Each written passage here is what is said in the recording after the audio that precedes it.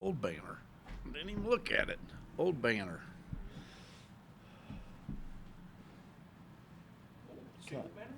Kind of knew how they put it up there.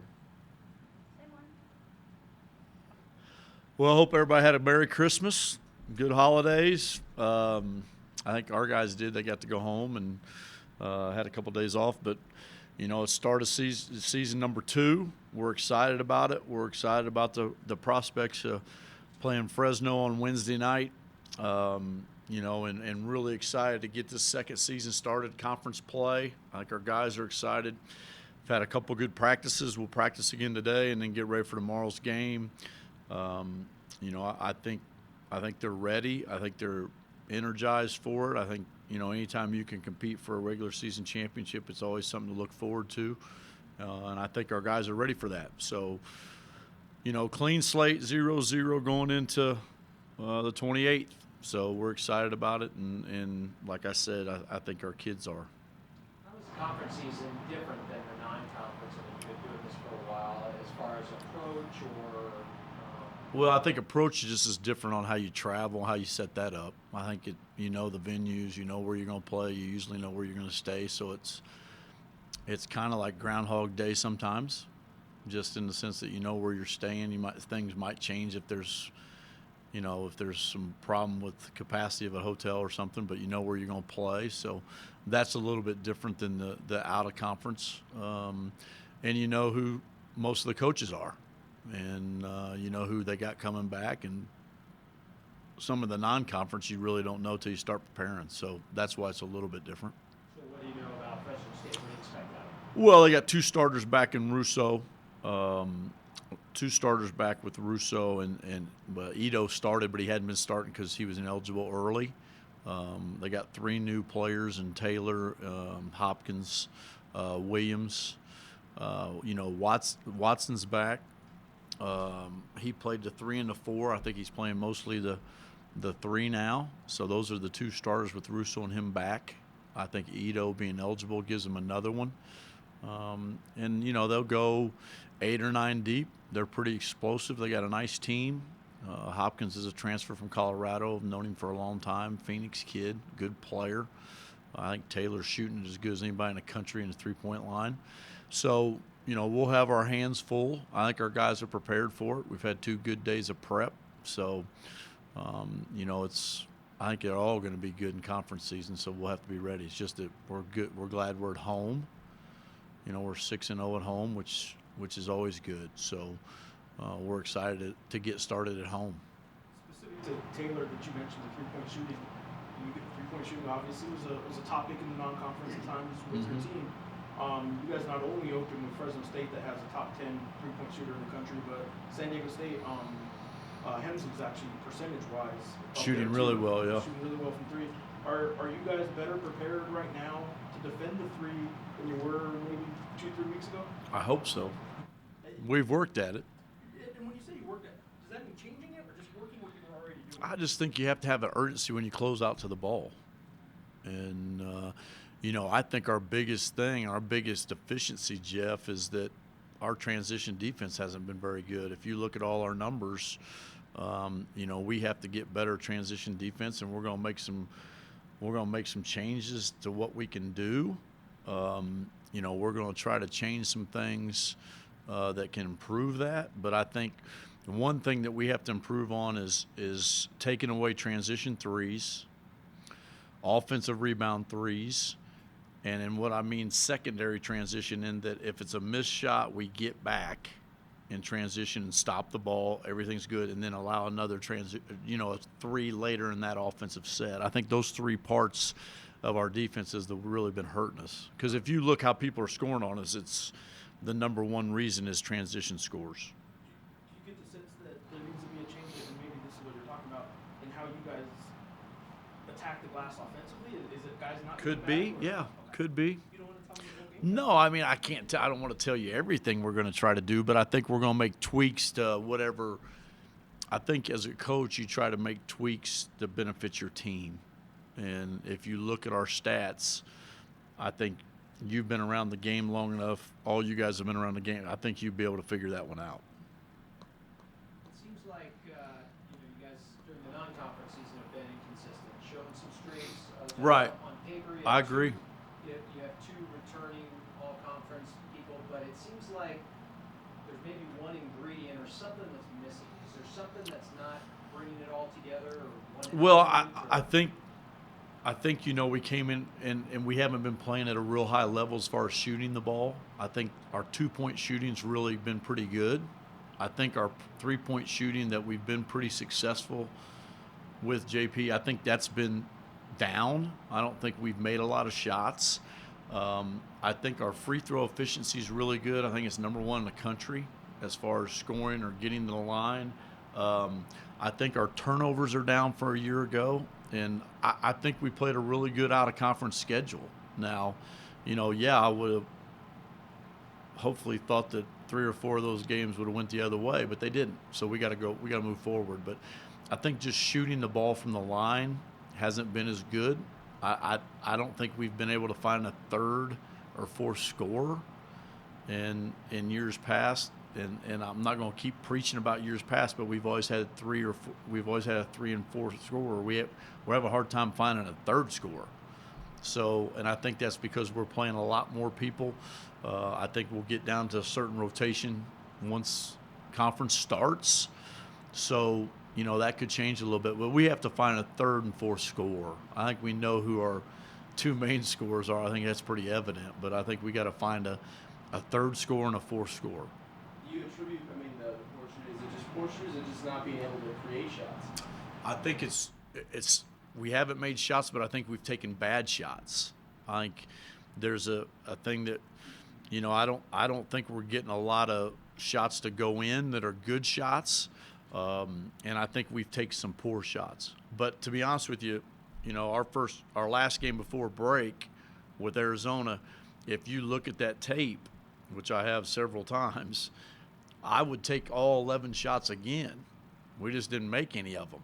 But they were all good shots. It wasn't like, to be honest with you, they were great shots. We just didn't make any of them. So, I think we have to start making some. We have to start creating some. And then we just have to get on a little bit of momentum, a little bit of confidence. Because I think if you look at our numbers, if you look at the guys that we have and the guys that are taking those shots and our numbers, you have to look at it and say they're going to improve. And if they do that, then it's going to help our scoring. Have you made a decision on the starting lineup so far? Not really. Is that troublesome? No. I have an idea what I'm doing. I think I'm pretty set on how I'm going to play and what my rotation is going to be. But, we'll get that set. But I think I'll play 8 to 9 guys. I'm pretty set on that. Are you comfortable with, in league play, do you anticipate multiple starting lineup changes? Is this No. going to be an ongoing? No. You think you'll settle in on something? Yeah, I do. I think I'll settle in, and you got to realize I made some changes because I thought I needed to, and kind of not to send a message, just that we're going to do things a certain way, and I think everybody's responded well to it. Well, let's go down that path a little bit. I know you don't have Twitter, but I know you monitor social media, so I want to ask about. I don't monitor it. My Your staff does. Your Yeah. staff monitors Twitter. And Sunday night there was a tweet that many Lobo fans saw, and I'm going to ask you about it. Elijah Brown says he's not going to let anybody take the passion for the game away from him, and he has a lot of left. This is a guy that recently lost his starting job. But I don't think that You say he lost his starting job. I don't think that's a long-term thing. Okay. Is that fair? I don't think that's. Let me ask you about the tweet first of all. Then. I don't know anything. I don't know anything about the tweet. I've been told about it, but you'd have to ask him. And you're more than welcome to ask him. Well, I guess I know it's the day before the game. Would he be available today? That's if you can get him. Yeah, I don't have a problem. That's. Okay. I kind of give you guys access to my players. That's sometimes that we act like we don't. When you were made aware of that tweet, did you think it applied to you or someone? I don't, JP. I don't really worry about that stuff. I'm just trying to coach my team and, do the best I can, have a relationship with my guys, talk to them, meet with them. I've met with all my guys the last 2 days individually. So, you'd have to ask you'd have to ask Elijah that. With without then harping on the tweet specifically, Elijah's role on this team during non-conference play was kind of, it was interesting in that he started a month without practice, and then he looked to be pressing at times. There were times that it looked like he was forcing shots. There were times that he didn't, he came off the bench. He didn't look comfortable in non-conference. I think he'll be comfortable in conference. I'm pretty certain he'll be comfortable. I think he'll give everything he has I think he'll give everything he has for our team. I think he'll do whatever he has to do to help us win. And your relationship then with your star guard right now is a good one that isn't hurting the team? I don't know what you mean by relationship. I'm his coach, so I have to make decisions what's best for the team and what's best for him. And I've made some decisions, and I think everything is fine. We just got to go. I mean, I'm not looking back like anything's wrong. Let me move on to another player, not tweet related. Tim Williams is a senior, and he's got down to 18 regular season games in his career. Do you sense So does O. So and O as O as well. Do you sense any change in either one of those guys, and Tim in particular, in that he knows the clock is running out a little bit? Is his frustration starting to mount sometimes when he's not seeing things get done, or do you see him doing anything different because the clock's running out? No, I think he's played consistently. I think he played really, really hard. I think he's played extremely consistent. I think he's given us everything he's had. I thought he played pretty good against Arizona. I thought he played good against New Mexico State. I think the only thing that I think could see frustration from Tim is that he gets doubled all the time. And that would be frustrating for anybody. So, I think he's been as consistent a player as there have been in a conference. I think he might be as consistent as anybody in the country, consistent-wise. And that doubling with Tim isn't going to stop. Is that something No. that a guy like Elijah or even a Dane or somebody? Yeah, I think we have to have some guys make some shots. But if you look, I think we're 27th or something in the league in scoring out of double teams. So I mean, he's making right decisions. So I think we've worked on it. I think they're prepared for it. I think they know what to do. But I think we're in the top. I think we're in at least the top 50 of scoring out of double teams. And that's your Kim Palm numbers or whatever you guys go by. But I think that's where we are. Is Mathis's lack of minutes just a matter of? I just think it's bad number. I just think it's bad numbers. Yeah, I mean, I've given him some really good opportunities, JP. I thought he had a big rebound in UTEP. He had a couple turnovers that I didn't think he would have. I mean, I put him in positions to make plays because I think he's that type of player. I think I put him in positions to make some shots. It's just the numbers is bad. The numbers are bad. And, he might see some action against Fresno. It's a pretty good matchup for him. But, it's just I just got a lot of guards right now that can play. Yeah, what about Hunter? I mean, he'll get 12 minutes. He's shown that he can be a pretty decent shooter. I mean, what are your thoughts on him? Yeah, he is a good shooter. But, I mean, I made a decision to go with Jalen in those games, and I thought Jalen's played well. So, I mean, it's not what Jordan hasn't done. It's what Jalen's done. So, yeah, Hunter can make some shots. He can do some things. He's playing well. I just want to see him to play with a little bit more urgency to start the game, a little bit more pace. So, I think he's going to have a good conference season. Is that the direction you plan to go kind of during most of the conference with Jalen? I don't know yet, but as it looks right now, it probably is going to be that way. But, Jordan could play well and get his spot back. You guys good health-wise? Yeah, we are pretty good. No, we don't have any injuries, so that's good. Damien's good. We got everybody in practice, so it's good. With the third and fourth scores you're looking for, Coach, do you think that's more likely to be two consistent guys or kind of mix up? Joe, I think it could be spread out. I really do by game.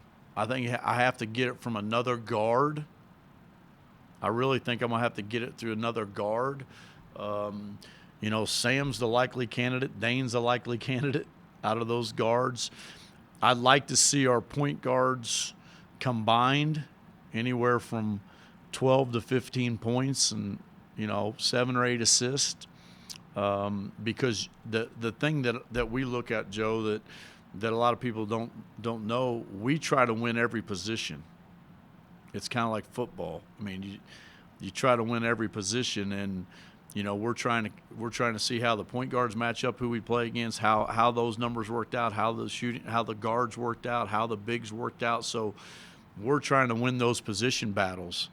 And if you can win, you know, 3 or 4 of those position battles, you're going to win.